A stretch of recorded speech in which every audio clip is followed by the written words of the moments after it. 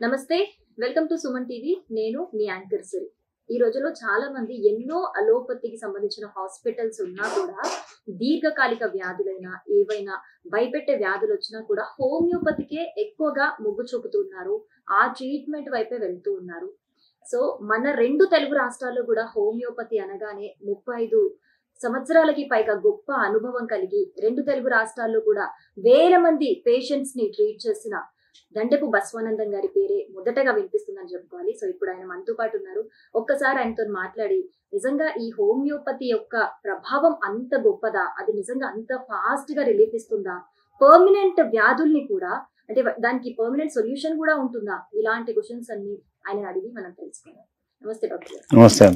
Doctor గారు, ఇప్పుడు అంటే ఈ జనరేషన్ లో ఎన్నో రకాల మల్టీ స్పెషాలిటీ హాస్పిటల్స్ అనేవి మనం చూస్తున్నాము.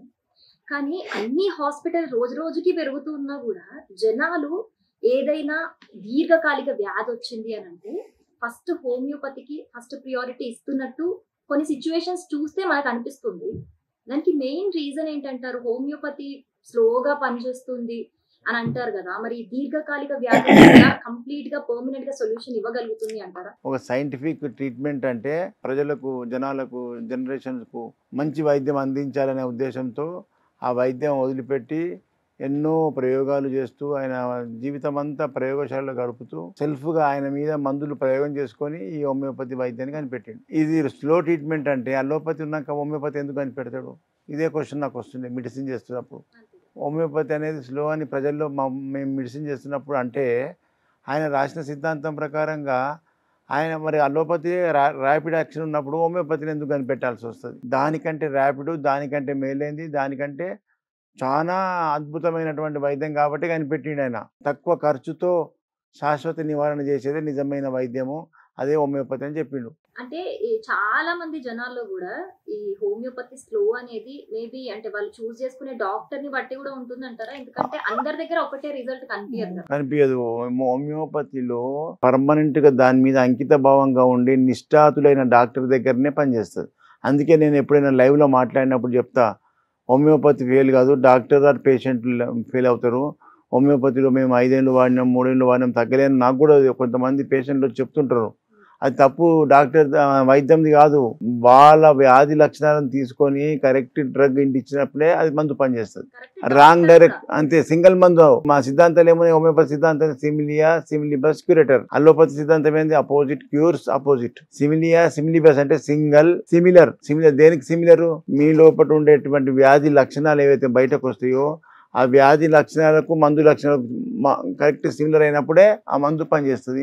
అద్భుతంగా పనిచేస్తుంది. మిరాకిల్స్ అంటారు, అద్భుతం సార్ అంటారు. మొన్న ఒక పేషెంట్ పాలిప్రేషన్, గుండె ఆటుతో పాలిప్రేషన్తో వచ్చిండు.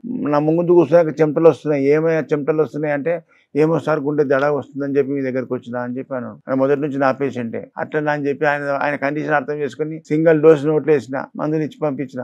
ఆయన బయటకు హాస్పిటల్కి వెళ్ళి బయటకు కూడా పోలే, ఆ గేట్ కాడికి వచ్చి నిలబడి రిలాక్స్ అయిపోయి మళ్ళీ లోపలికి వచ్చిండు. సార్ అద్భుతం సార్, తగ్గిపోయింది సార్ అనుకుంటొచ్చు. ఇంకొక డౌట్ డాక్టర్ గారు, ఈ హోమియో మెడిసిన్ వాడినప్పుడు ఈ ఉల్లిపాయ కావచ్చు, వెల్లుల్లి కావచ్చు, ఇలాంటి కొన్ని ఫుడ్ రిస్ట్రిక్షన్స్ చెబుతూ ఉంటారు.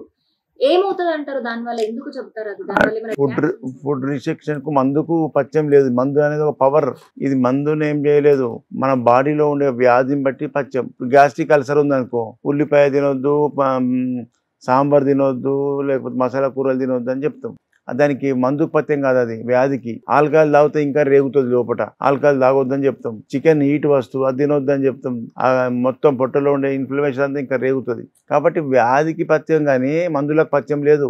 మందు పవర్ఫుల్ గా పనిచేస్తుంది. ఆ పత్యం ఆ వ్యాధిని మేము తగ్గించే మందు మేమిస్తే అది రేపే అది అగ్రవేషన్ చేసే మా ఫుడ్ మీరు తినాలనుకో ఇంకా వ్యాధి ఎట్లా తగ్గుతుంది, ఇంకా పెరుగుతుంది. అందుకే అట్లాంటివి చెప్తాం అనమాట. హోమియోపతి వైద్యానికి పత్యం లేదు. హోమియోపతి అంటే ఒక పవర్. స్టమక్ ఉందనుకో, స్టమక్ ఒక్క దగ్గరికి పోదు కదా, బ్లడ్ మొత్తం బాడీ హెడ్కు పోతుంది, బ్రెయిన్కు పోతుంది, గుండెకు పోతుంది, కిడ్నీకి పోతుంది, లివర్కి పోతుంది మందు అంతా బ్లడ్ లా. దాని వల్ల ఏమవుతుంది, ఇతర ఆర్గాన్స్ ఆ ఓవర్ డోసేజ్ వల్ల లోపల ఆ ఆర్గాన్స్ చెడిపోతున్నాయి. అందుకే కొంతమంది కిడ్నీలు చెడిపోతున్నాయి. పెయిన్కిల్లర్ మింగితే కిడ్నీ పోతుంది, యాంటీబయాటిక్ కిడ్నీ చెడిపోతుంది అంటారు. ఎందుకంటే ఇది అవసరం లేదు, అవసరం లేని దగ్గరికి మందులు పోతున్నాయి. ప్రజలకు ఈజీగా ఇప్పుడు మెడికల్ లాంగ్వేజ్ లో మాట్లాడినా అనుకో, అంత మెడికల్ లాంగ్వేజ్ లో మాట్లాడితే ఒక్క ముక్క చదువుకున్నాను కూడా అర్థం కాదు. ఈ మెడికల్ లాంగ్వేజ్ అనేది ఒక భాష, అది ఎవరికి అర్థం కాదు. కాబట్టి మనం ప్రజల లోపల ఈజీగా అర్థమయ్యే కన్వర్ట్ చేసి చెప్పడం వల్ల ప్రజల్లో మంచిగా అర్థమవుతుంది. అలాగే ఈ జనరేషన్ లో ఎక్కువగా అందరినీ పీడిస్తున్న సమస్య ఈ బ్యాక్ పెయిన్ ప్రాబ్లమ్. చిన్న చిన్న ఏజ్ లోనే సర్జరీ దాకా వెళ్ళిపోతున్నారు. మీ దగ్గర చాలా సర్జరీ దాకా కూడా వెళ్ళిన కేసెస్, వెనక్కి బౌన్స్ బ్యాక్ అయ్యి మళ్ళీ నార్మల్ అయిపోయిన కేసెస్ చాలా అని చెప్పారు. సో ఒక కేసు గురించి ఇప్పటి వరకు మీకు క్రిటికల్ అనిపించిన కేసు గురించి చెప్తారా?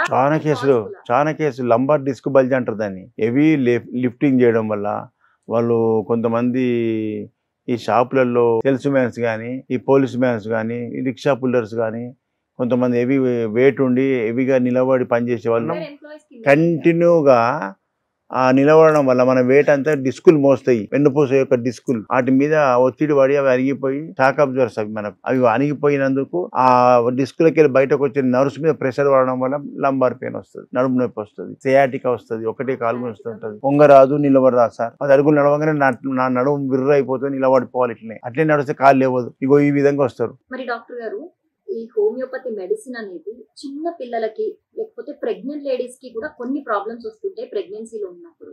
వాళ్ళు కూడా ఏ రిస్ట్రిక్షన్స్ లేకుండా ఇది యూజ్ చేయొచ్చు అంటారా? ప్రికాషన్స్ ఇస్తారా? వాళ్ళు ప్రెగ్నెన్సీ వాళ్ళు వాడొచ్చు. పుట్టినాక ఒక్కరోజు పాపకు కూడా మేము డోస్ వేస్తాం. పుట్టినాక పిల్లలకు జాండీస్ వస్తుంది తెలుసా? ఎందుకు వస్తుంది అంటే ఉమ్మి నీరు లోపలికి పోయి లివర్ ఇన్ఫెక్షన్ వల్ల ఈ జాండీస్ వస్తుంది. వాళ్ళకు అలోపతిలో తీసుకపోతే అలా గ్లాస్ లో పెట్టి వాళ్ళని ఇక చిత్రహింస, కొడుకు పుట్టిన పుణ్య సంతోషమే ఉండదు. ఎంతో మంది మాకు చెప్తారు, మా కొడుకు పుట్టిన ధైర్యం, ఆ సంతోషమే పోతుంది సార్. కదలకుండా ఉంచాలి, హీట్ పెడతారు, లైట్ పెడతారు, ఇది పెట్టినాం అది పెట్టినాం అని కూడా డబ్బులు గుంజుతూనే ఉంటారు. ప్రెగ్నెన్సీలో వచ్చే ప్రాబ్లం కూడా హోమియోపతిలో మంచిపోవాలి. ప్రెగ్నెన్సీలో వచ్చే ప్రాబ్లం అంటే నేను ఒక ఎగ్జాంపుల్ చెప్తా. నర్సాపూర్లో నేను ప్రాక్టీస్ చేస్తున్నప్పుడు ఒక అతను అల్యూమినియం ఫ్యాక్టరీ ఇంజనీర్, వాళ్ళు కర్ణాటకకి వెళ్ళి నర్సాపూర్లో వచ్చి బతుకుతున్నారు. వాడు జాబ్ చేసుకుంటారు, వాళ్ళ మిస్సెస్ ఉంటుంది, ఒక బాబు. అయితే ఆయనకు హోమియోపతి అభిమాని. హోమియోపతి తింటాడు, ఇక దగ్గు రాని తుమ్ము రాని ఏదైనా అంతే. వాళ్ళు ఆ ఫ్యామిలీ అంతా నా దగ్గరికి వచ్చేవాళ్ళు. ఆమెకు ప్రెగ్నెన్సీ వచ్చింది. ఓకే, ఒక రోజు ఏమైంది, సడన్ గా పెయిన్స్ వచ్చినాయి, డెలివరీ పెయిన్స్ వస్తే ఆయనకు ఫోన్ చేస్తే హస్బెండ్ ప్రాక్టికల్ వచ్చిండు. గైనకాలజీ తీసుకపోతే ఈమెకు సిజేరియన్ పొజిషన్ కాళ్ళతో వస్తుంది పాప, సిజేరియన్ కంపల్సరీ అని చెప్పిరట. మన మేడంకు సిజేరియన్ ఉన్న కదే డెలివరీ పెయిన్స్ అరే మేడం బోల్. ఓకే, ఈ మందు తీసుకుపోయి ఇపో అన్న, నోట్లు వేసిండు. సాయంత్రం వరకు నార్మల్ డెలివరీ అయిపోయింది. ఓకే, మీరు తెలంగాణలోనే కాకుండా ఆంధ్రాలో కూడా ఆ పీపుల్ ని కూడా సర్వ్ చేయాలి అని చెప్పేసి నెలకి 4 సార్లు వెళ్తూ ఉంటారు విజిట్స్ లో. సో ఈ మధ్య కాలంలో మీరు చూసిన క్రిటికల్ కేసు ఏది డాక్టర్? ఈ మధ్య కాలంలో మొన్న విజయవాడలో హార్ట్ కేసు, హార్ట్ గుండె జబ్బు, యంగ్ 32-35 years ఉంటాడు. కరోనరీ హార్ట్ బ్లాక్ అయిందంట. నేను చెప్పింది కదా డయాగ్నోస్, అలోపతి వాళ్ళు చేసింది, అది రిపోర్ట్స్ తో సహా. హోమియోపతిలో మంచిగా ఉన్నది, నువ్వు పలానా డాక్టర్ బస్వనందం డాక్టర్ గారు అని చెప్పి విజయవాడకు రేపే వస్తుందని చెప్తే అప్పుడు నా దగ్గరికి వచ్చింది. 1 month తమ్ము తీసుకుంటూ వచ్చింది. ఇట్లా ఏంటి అంటే, నేను 5 అడుగులు నడవలేకపోతున్నా సార్, ఏం పని చేయలేకపోతున్నా, వంగలేని లేవలేను. ఓకే సరే అని చెప్పి నేను మందు ఇచ్చేసిన తర్వాత నిన్నగాక మొన్న విజయవాడ పోయినాక 1 month అయింది. 1 month పోతే వచ్చిండు. అద్భుతం సార్ అంటున్నాడు. ఏమైందా సార్, నేను మందులు తీసుకుని 1 week లోపల నేను మూమెంట్ మంచిగా పని చేసుకోగలిగిన సార్. ఇప్పుడు నేను 3 kilometers వాకింగ్ పోతున్నా, 3 kilometers వస్తున్నా, అయినా నాకు దమ్ము రావట్లేదు. అంటే 6 kilometers నడుస్తున్నాడు. కడప దాటని వాడు 6 kilometers నడుస్తున్నా అంటే నాలంతా ఇది రాంగ్ రూట్ లో పోతున్నారు. వాళ్ళందరినీ మనం కరెక్ట్ రూట్ లో రావాలంటే మీడియా ఉపయోగపడాలి. So thank you so much doctor గారు. నిజంగా మాకున్న డౌట్స్ అన్ని ఈ రోజు హోమియోపతికి సంబంధించి అన్ని క్లారిటీ ఇచ్చేసారు మీరు మాకు. Thank you so much. Thank you. So చూసారు కదా, మీరు కూడా డాక్టర్ దండెపు బస్వానందం గారి అపాయింట్మెంట్ కావాలనుకుంటే కనుక హైదరాబాద్ లో అయితే చిక్కడపల్లిలోని మెట్రో పిల్లర్ నంబర్ 1119 దగ్గర అయితే doctor Dandepu Baswanandam Eeshwarappa homeo clinics hospital ఉంటుంది. అలాగే ఆయనకి సంబంధించి ఈ ఆంధ్ర విజిట్స్ కావచ్చు, ఈ అన్ని డీటెయిల్స్ కూడా స్క్రీన్ మీద డిస్ప్లే అవుతూ ఉంటాయి. సో మీరు ఆ నంబర్ కి కాల్ చేసి అపాయింట్మెంట్ తీసుకోవచ్చు. Eeshwarappa homeo clinic homeopathy treatment లో 35 సంవత్సరాల గొప్ప అనుభవం ఉన్న డాక్టర్ దండెపు బస్వానందం గారి అపాయింట్మెంట్ కోసం సంప్రదించాల్సిన నెంబర్స్ 9440930317, 98491333769.